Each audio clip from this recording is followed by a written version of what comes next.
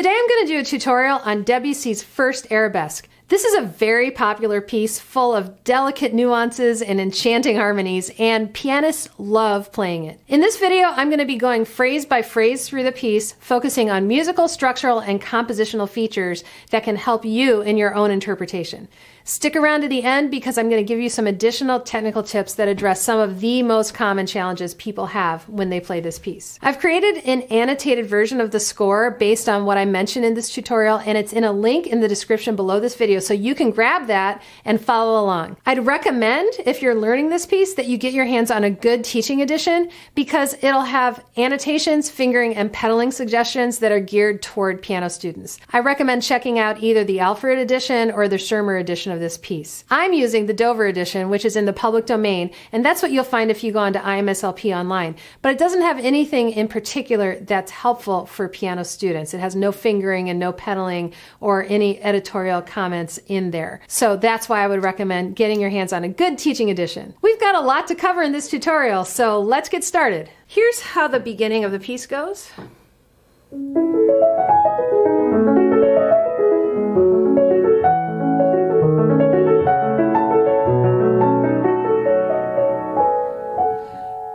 This is the introduction. In the introduction, I would like you to notice a couple things. First of all, the overall feel of the piece is it's going down. In the bass, we have C sharp, B, A, G sharp, F, E, D sharp, C sharp, B. If you notice that, C sharp, B, A, G sharp, F sharp, E, D sharp, C sharp, B. And that sets us up for the main theme. Notice the feel when you play something that is going down. It almost droops. It's not rising in tension. It's more like just coming and relaxing. That's, I think, one of the beguiling aspects about this opening.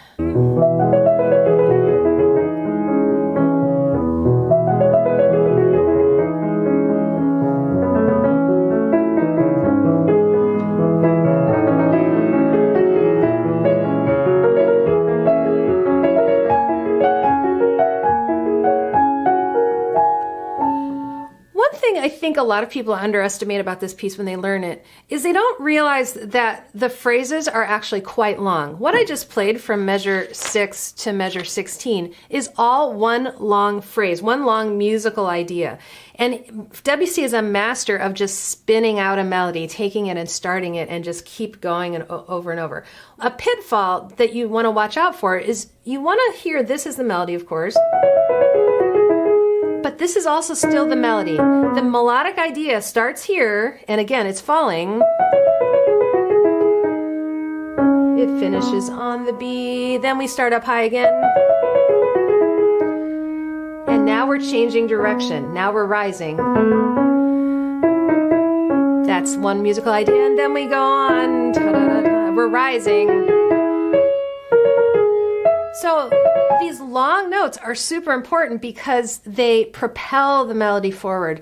And it's important when you're playing to listen all the way through them and not just play them and think, okay, thank goodness I don't have to play 3 against 2 on this, and not really think about it. To put that in action, we would go.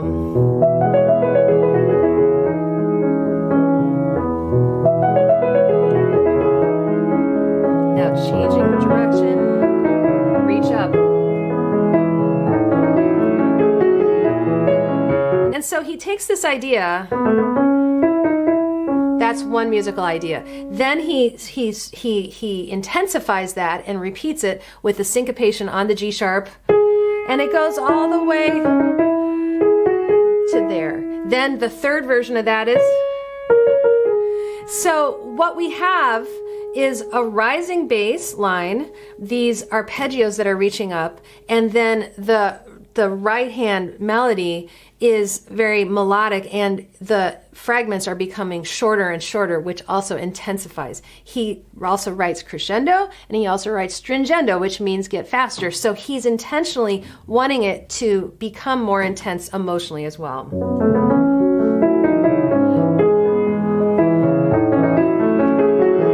Going up. what happens is he reaches a ceiling here on the G sharp. He doesn't keep going, or so, he finishes there. It's like he's butting up against the ceiling trying to go past it, and he can't quite do that, right?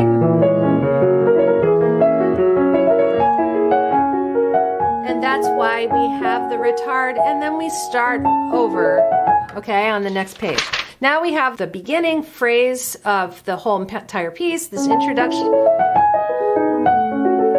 But what's so interesting is he has this beautiful descant light, this melody above it that goes all the way in. So here's how this part goes, another very long phrase.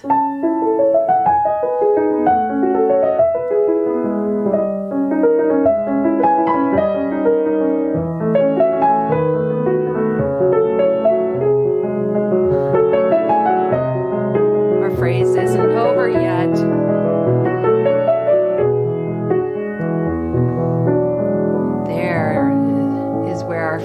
The kind of musical idea comes to rest. So again, we have a long musical idea from 17 until 26. What we want to listen for is this very long melodic line in the right hand. Also, I want to point out he starts like the beginning. And now we have a new chord here. Whenever you have a new chord, whenever you have a composer write something and then change something in the harmony or in the musical idea, that's something to pay special attention to. So I'm going to want to do a new color there. I'm going to want to do something different with the sound. I'm going to make this very delicate when I get there, and I'm going to take a little time to set that up. I want to also talk a little bit about how to play left-hand figures like this. I'm going to do wrist circles on that. I'm going to go down and under, up and over on the way down. So as I go up, I go down and under. Coming down, I go up and over. That allows this bass note to kind of come out because I'm dropping on the bass notes.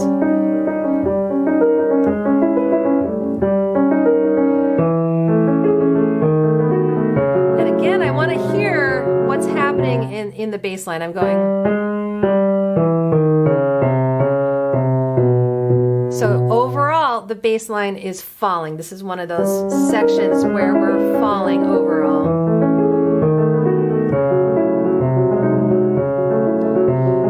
There's B. And the reason B is important is because it's a closely related key to E major. That's our dominant, right? Okay, so now putting this all together. New color. Okay, now there's a little bit more harmonic tension in the music here. And so that's why I think he wrote that hairpin, because he wants it to intensify going to there. And then we always want to have direction. And then we want direction now to here.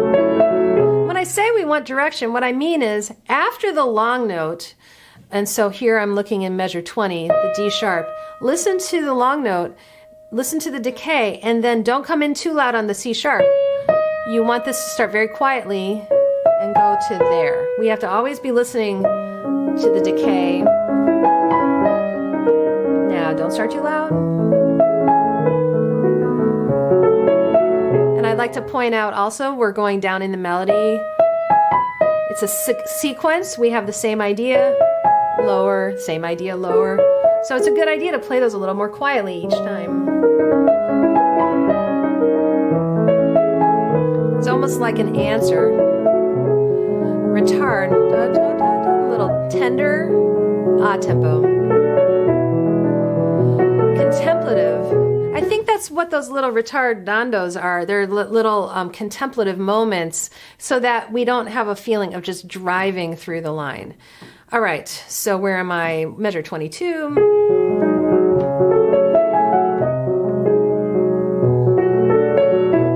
And now gentle. Now set this up. Here's our A major. Go to there.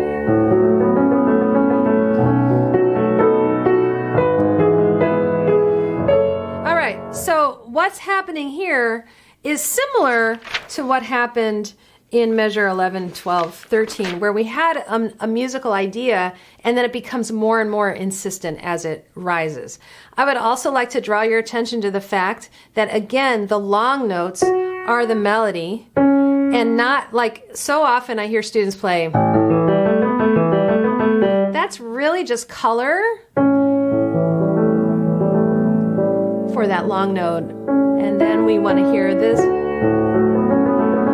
So a big thing to pay attention to is you want to give this enough sound that it actually lasts, and then listen to how it continues.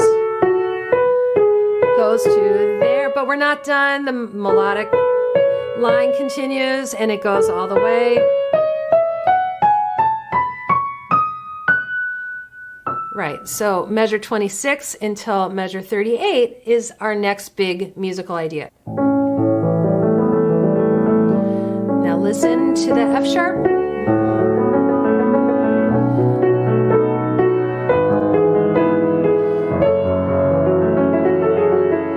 And again, he goes. Now here we're going to start probably a little less. One way to practice measure 34 is to block it. And then do the dynamics as well. And we got to make sure we hear that top voice. We hear tension there, and we want it to then release. So we have to lean on that F sharp. Here's what we're listening for. Measure 26, we're starting low. That's a low point, A7. And then we go to D. Getting more intense as it rises and sweep up. Second time. Now we're going to go hairpin. Suspension. And that is the end of the A section. Very important when you're playing a piece to show the audience where the important inflection points are in the piece, so that they feel, as you're taking them through the piece, like it all makes sense to them, that there's an intuitive understanding of the big journey that you're on through the piece. Too often, students start at the beginning and they learn the first measure and then they learn the second measure and they work their way through note by note. But by doing that, you lose a sense for the overall shape and form of the piece, and you can overlook patterns that would be important to notice. So we have the A theme, this one, and then we have a B theme, this one, and then the A theme comes back, and then we have a coda, and coda just means a little bit that's tacked on to the end after what it sounds like the piece is already ended. So we call this form, this actually has a name, and it's called ternary form. So even if you haven't had any music theory ever, now you know ternary form, which is a music theory term. So we end the A section here, and so listen. And Debussy knew that. That's why there's really nothing happening for a whole bar. Now we're going to play the middle section.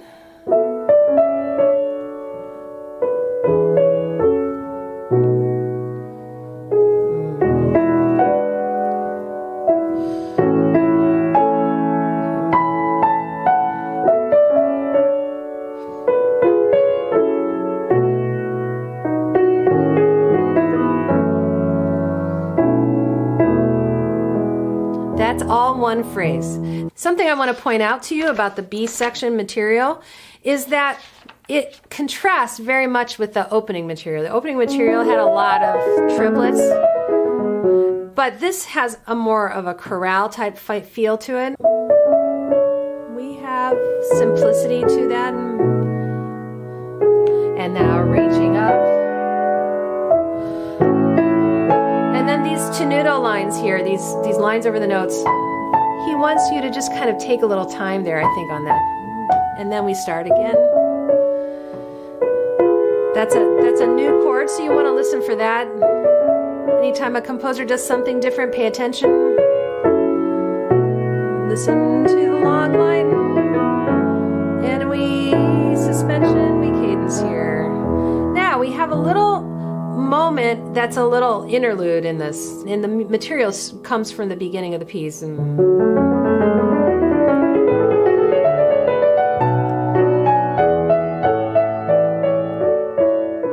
right, we have a 4-bar idea. We're going to use wrist circles as we go around. Now, moso means go a little faster, so we want to...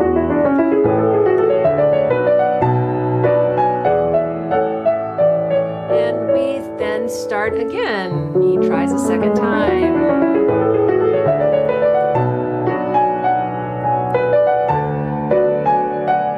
Now, we're going to interrupt that idea and we're going to go back to our B theme. So it's literally the same thing. When you have something that's the same a second time, the interesting thing about it is that we've been through a different experience with this. It's like we've just been running, and so now our heart's going a little faster. And so then this means something a little, it sounds a little bit different to us. It sounds more of a respite. Lean on these. And again, tenuto, tenuto.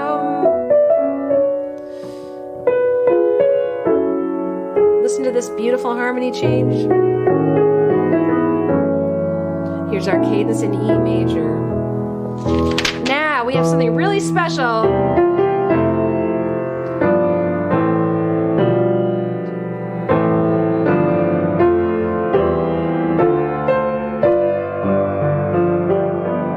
What's really interesting about that is, first of all, it's forte, and we've had a lot of very quiet playing in this piece so far. So the fact that it's forte means something. It means that it's kind of a highlight. Another thing that's super important is that we are in C major.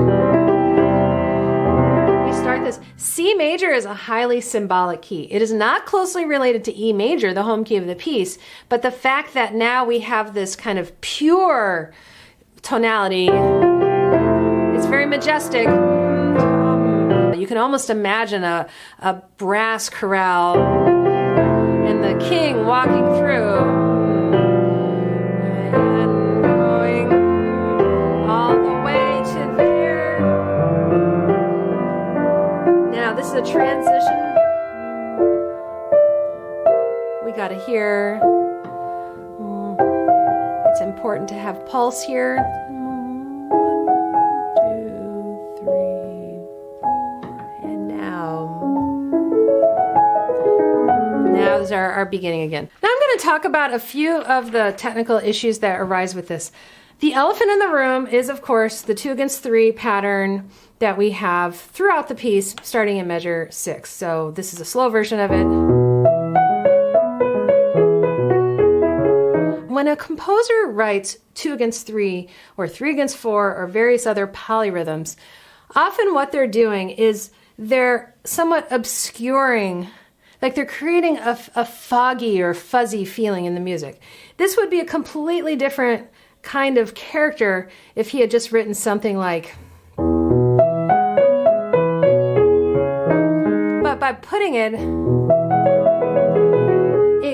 creates a more suspended, dreamy, gauzy feeling, which is, I think, what he's looking for. Now, when I'm playing it, I actually am lining up this note, the 2s against 3s, but I'm not accenting them, and that's an important thing to pay attention to. You do not want a situation where you're playing,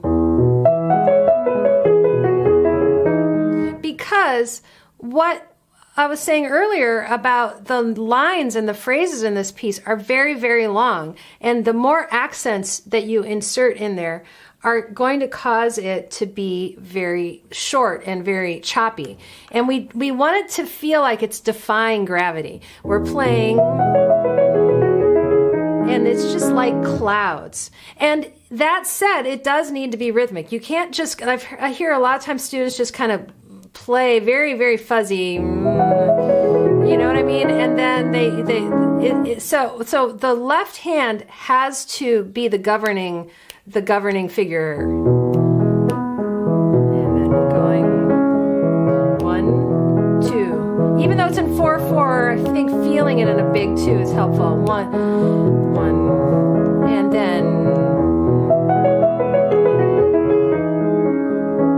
now we want everything to be quieter. The second thing I want to talk to you about is the fact that we have to have it very, very, very, very quiet. I kind of have my soft pedal on halfway in some parts of this. It depends on your soft pedal, it depends on the sound you want. That seems to work pretty well. Another thing that I want to talk about is this idea of pedaling. If you use a good teaching edition, they'll have some good pedaling in there probably. But what he's doing here is he's it's creating a kind of an undulating thing that's happening in the harmony. We have E major in measure 6, measure 7 C sharp minor. And that creates a kind of a back and forth, and it creates a feeling of like we're not really driving anywhere. You know what I mean? We're not like going anywhere. We're just going back and forth and enjoying the sound of these beautiful harmonies. And back again. Only here is where we start to drive. And like I talked about before, we ascend and it drives to the peak there. Another thing that's super important in this piece is voicing. I would say that when I hear students play this piece, the voicing is the part that really holds them back. It's not enough to just play the notes like in measure 39 in the B section like this. I'm not hearing anything stand out. And what I want to hear, this voice on the top, to come out but not be accented. I don't want, because the overall feel has to be dreamy. So we have to find that the right balance where it's coming out quite a bit more than the other voices. The way I would practice that is the lower 3 voices and listen to the sound you want there. And then the top voice, put that on top of it. And listen through the long note and reach up. So as you practice your voicing, make sure, a lot of times voicing is a very note to note or chord to chord exercise. So here you're going to want to practice. I'm in measure 41. So listen for that chord, work on that, and then make sure that the E is also the melody, and then reaching up, that this. So it's not enough to just kind of voice some of the chords, but like all the chords have to be really well voiced. So practicing voicing is very detail oriented, and you have to just go note by note so that you hear it and then remember how it felt to bring out the top voice. There's some big jumps, like for example in measure 49. So you got to practice getting there early, touching the note, and then drill that. Make sure if your hand does a lot of searching like this, then you don't know it well enough. You need to practice just drilling and going straight there. So when you get to like there, if you're searching, that means you just have to drill these 2 hand position changes. Today I mentioned the 2 against 3 rhythm that recurs throughout this piece. I didn't get the chance to go into great detail about how to practice it and learn that 2 against 3 rhythm, but I did make an entire video about playing 2 against 3 rhythms, and I demonstrate using this piece. So if you have questions about that, you'll want to check out this video right up there. If you found this video helpful, please like it, share it with someone, and subscribe to my channel. That helps me reach more people. Good luck on your Debussy Arabesque. It's a gorgeous piece. I'll see you in the next video, and happy practicing.